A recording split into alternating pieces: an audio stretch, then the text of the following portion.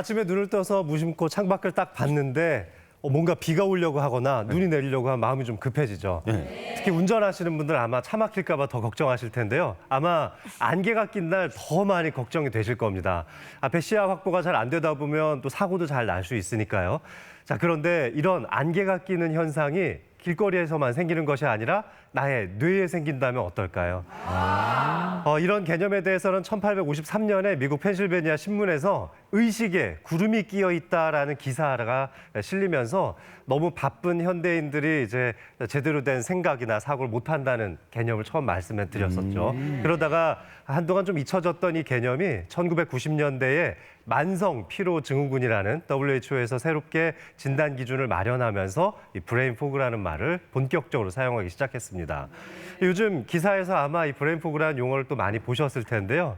벌써 3년간에 걸친 기나긴 코로나와의 전쟁, 롱 코비드 현상의 후유증 증상으로 많은 분들이 브레인 포그를 경험하고 있기도 합니다.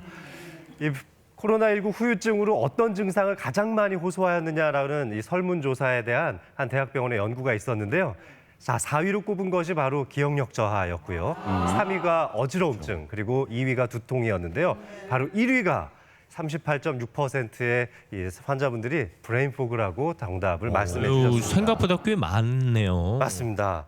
이렇듯 병치레나 피로 때문에도 뇌 기능이 잘 돌아가지 않는 이렇게 시간이 지나도 뭔가 잘 회복되지 않는 것 같은 느낌이 드는 후유 장애를 브레인 포그라고 할 수 있는데요. 엄밀히 말하면 사실 길거리에 안개가 낀 게 아니라 마치 나의 뇌에 안개가 껴서 막지 않은 것 같은 느낌이 드는 건데 사실은 후유 증상을 남기지 않고 좋아져야 되는 증상이기도 합니다. 자, 그렇다면 이 브레인 포그의 증상들에 대해서 좀 자세히 알아볼 필요가 있겠는데요. 브레인 포그 증상 대표적인 것들을 이렇게 언급을 해봤습니다. 가장 대표적인 증상은 뭐니 해도 바로 기억력 저하겠죠. 깜빡깜빡하고 뭔가 떠오르려고 해도 잘 기억나지 않는 것들. 다음으로는 집중력 저하를 꼽을 수 있겠는데요. 단순히 어떤 일에 집중을 잘 못한다기보다는 뭐 한 번 읽거나 들어서도 잘 기억해내지 못하는 부분도 바로 이 집중력 저하라고 할 수 있습니다. 일상생활에서 현실적인 감각이 좀 떨어진다거나 말이 좀 더듬어진다거나 피로감이 너무 많이 생긴다거나 뭐 어지러움증이나 두통 또 감정적으로 굉장히 무뎌지는 것들도 브레인 포그의 하나의 현상이라고 볼 수 있습니다. 어떻게 보면 일상에서 몸이 안 좋을 때 흔히 나타날 수 있는 맞습니다. 증상들인데요. 저런 네. 증상이 복합적으로 나타나나요? 맞습니다. 아주 심한 몸살 감기 겪으셨을 적에도 아마 비슷한 그렇죠. 증상들을 하셨을 텐데요. 롱 코비드 현상 이후에 이와 같은 증상들을 호소하는 만성 피로 증후군 환자들이 굉장히 많아졌다는 거죠.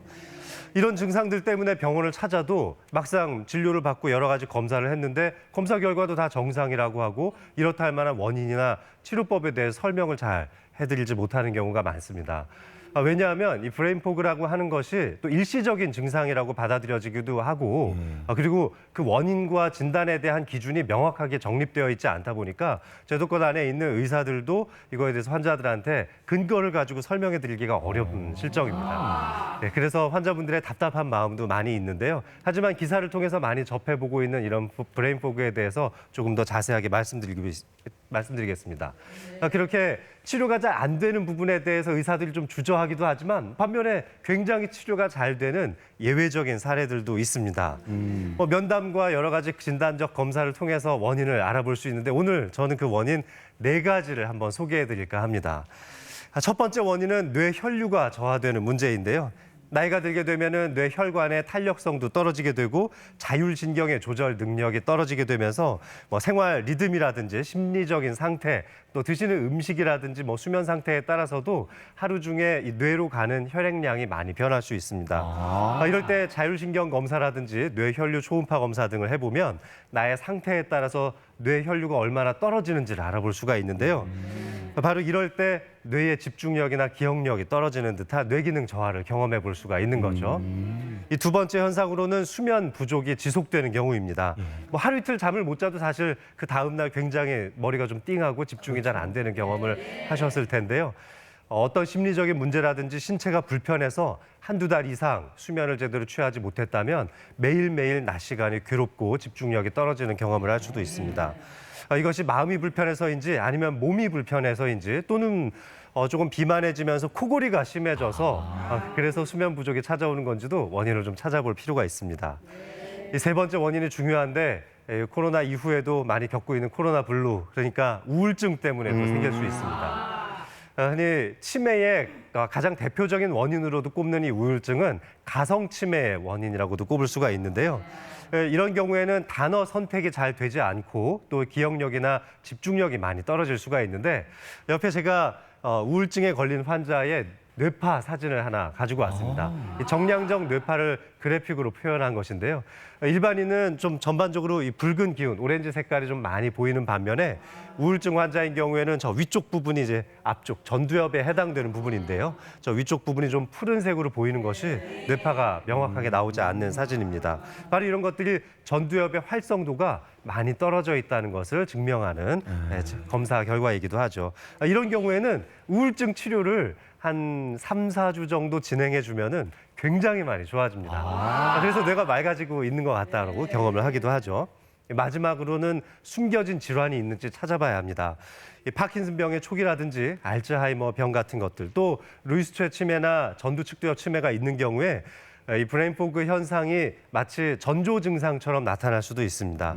이 질병의 초기에서는 비교적 이런 질병들이 진행되는 속도가 굉장히 느리기 때문에 혹시 브레인포그 현상으로 인해서 좀 수면 위로 드러난 것이 아닌가 하는 것들을 찾아볼 필요가 있습니다.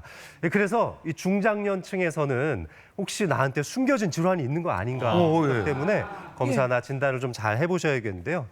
몇 개월 전에 60대 한 어르신께서 저한테 찾아오셨었습니다.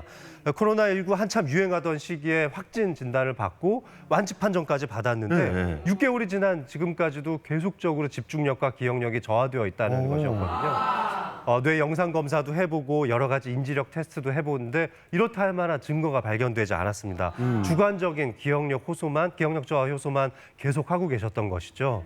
여러 대학병원에서도 제대로 진단이 잘 안 되고 설명이 잘 안 됐었습니다. 그래서 이 뇌척추액 검사를 통해서 할 수 있는 아밀로이드 베타 검사나 타우 단백질 검사를 통해서 뇌에 노폐 물질들이 축적되는지 검사를 받더니 아주 소량의 아밀로이드 베타가 나오는 것을 확인한 바 있었습니다. 그러니까 이분께는 숨겨져 있었던 알츠하이머 병이 진행되고 있던 것을 발견하게 된 것이죠. 그래서 알츠하이머 병에 대한 진단과 치료도 바로 시작을 했고 또 브레인포그에 해당되는 이분의 두려움증 또 우울증을 해결하기 위한 치료도 같이 병행을 했었습니다. 그러니까 우울증이나 두려움증에 대한 치료를 병행하면서 집중력은 굉장히 많이 좋아졌는데 근데 알츠하이머 병은 어떻게 되는지도 궁금하시잖아요. 그렇죠. 예. 근데 알츠하이머 병 같은 경우에는 어쨌든 계속 또 진행을 할 수밖에 없는 병이기 때문에 이 진행 속도를 좀 늦출 수 있는 개념의 치료를 같이 도입하면서 최대한 오랜 시간 동안 인지력을 확보할 수 있도록 도움을 드렸습니다. 이렇게 브레인포그 현상 같은 경우는 인지력이 점점 감소하는 질환이지만 사실 원래대로 다시 회복할 수 있는 병이라고 할 수 있거든요. 하지만 이런 숨겨진 질환이 있었다면은 그 원인에 따라서 좀 장기적인 치료 계획을 잡아야 할 수도 있습니다. 평소에 머리가 막지 않은 상태가 오래 지속되면 그러려니 하고 넘기시면 안 되고 병원에 가셔야 되겠네요. 네, 맞습니다. 네. 그래서 숨겨져 있는 감염성 질환이나 또 간 대사 질환이 있다거나 염증성 질환이 있는지 꼭 찾아보실 필요가 있습니다. 이렇게 증상이 다양하기 때문에 또 원인도 다양하기 때문에 검사 방법도 세부적으로 좀 다를 수가 있는데요.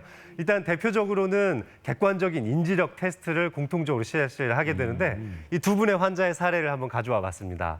40대 환자분의 검사 자료인데요.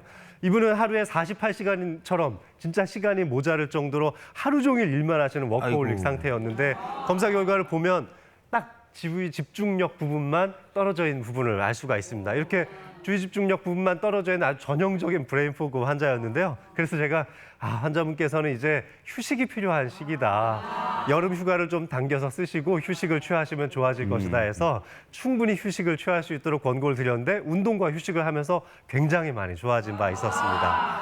반면에 오른쪽에 계시는 분 60대 환자분의 결과였는데요. 이분은 뭐 주의력도 약간 떨어져 있지만 유난히 수행 기능이 많이 떨어져 있는 걸 볼 수가 있죠. 이렇게 주의 집중력과 수행 기능은 바로 이 전두엽에서 해당되는 기능이라고 볼 수가 있는데요. 이 수행 기능은 우리 일상적인 생활 속에서 단어 선택과도 관련이 있습니다. 남들과 대화하는데 단어가 잘 떠오르지 않는 현상들이 아주 두드러지게 나타났던 분이었는데요. 그래서 이분께는 이 수행 기능, 단어 선택 부분에 있어서 조금 더 정밀한 검사를 해보니까 숨겨져 있었던 이제 인지 기능 장애가 있다는 것도 알게 됐었습니다. 그래서 이분께는 이제 수면도 굉장히 많이 어려운 상태였는데요. 사실 한 코로나 때문에 한 6개월 전쯤에 이제 아내분과 사별을 하셨던 분이었어요. 네, 그래서 이분의 우울증 그리고 또 수면 장애를 치료할 수 있는 수면 요법들을 많이 해드리면서 굉장히 많이 좋아졌던 경험도 있었습니다. 어떤 원인인지 또 어떤 검사에 따라서인지 치료 방법도 상당히 다양해질 수 있는데요.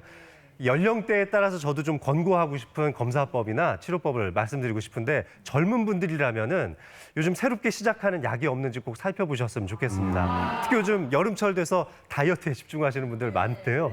다이어트 약 드시거나 또 여름에 이제 열대야가 찾아오면 수면 장애도 많이 생기니까 수면 보조제나 수면에 도움이 되는 안정제 등을 많이 드시게 될 텐데 이런 약들 때문에도 브레인 포그 증상이 심해질 수 있습니다. 그래서 이런 경우에는 나의 수면 패턴이 어떤지 수면다운 검사 같은 것들 해보시는 게 좋을 수 있고요. 또 토막잠을 자는 것이 원인이라면 조금 이따 김 교수님 설명해 주시겠지만 혹시 비뇨기계 질환 때문에 잠에서 자주 깨시는 분들도 있거든요. 이런 경우에는 비뇨의학과에 다녀오고 나면은 확실히 브레인 포그가 좋아지는 경험도 볼 수가 있습니다.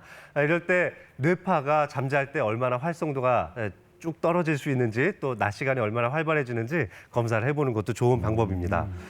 게다가 나는 근육량이 좀 부족하고 평상시에 조금만 서 있어도 팔다리가 좀 자주 붓는 경향이 있다거나 여름만 되면 등 뒤에 식은땀이 쭉 흐르면서 전신에 힘이 쫙 빠지는 것 같은 느낌이 드시는 분들은 혹시 자율신경계 조절 능력이 떨어지면서 뇌 혈류가 떨어지는 것은 아닌지 검사를 해볼 필요가 있습니다.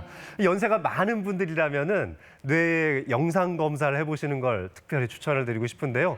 MRI 그리고 MRA가 조직과 혈관을 볼 수 있는 가장 좋은 검사법이죠. 이 둘 다 하는 것은 좀 경제적으로도 어려움이 있으니까요. 혈관성 질환의 위험인자. 그러니까 고혈압, 당뇨, 고지혈증과 같은 쓰리고가 있는 분들은 MRA를 먼저 찍어보시고요. 그렇지 않으신 분들이라면 MRI를 찍어보시면 좋겠습니다. 그러니까 혈관성이 MRA이고 조직이 MRI인가요? 네, 맞습니다. 그래서 원인에 따라서 어떤 경우에는 단순히 비타민만 공급해줘도 금방 좋아질 수 있는 것도 있고 또 어떤 경우에는 한두 달 정도의 이 중장기 정도의 치료 계획을 잡을 경우도 있지만 기저질환이 심한 경우에는 장기적인 치료 계획을 잡을 수도 있습니다. 오늘 강연 마무리할 텐데요.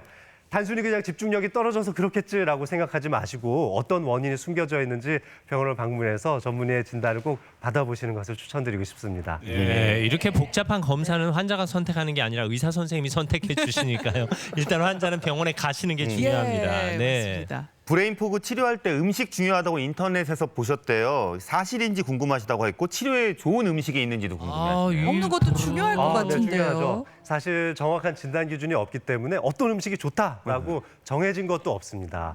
하지만 우리 몸에 염증을 유발할 수 있거나 또 영양 불균형을 초래할 수 있는 음식들을 조심하시는 게 좋은데요. 그래서 영양가가 좀 풍부한 음식, 항산화 식품 등 그래서 나의 염증을 좀 줄여줄 수 있는 식품들을 드시면 좋겠는데 제가 추천드리는 거는 견과류라든지 또 녹황색 채소 같은 것들 많이 권고해드리고 있고요. 생선이나 해산물을 통해서 좋은 지방질을 섭취하시는 것도 도움이 될 수 있습니다. 네.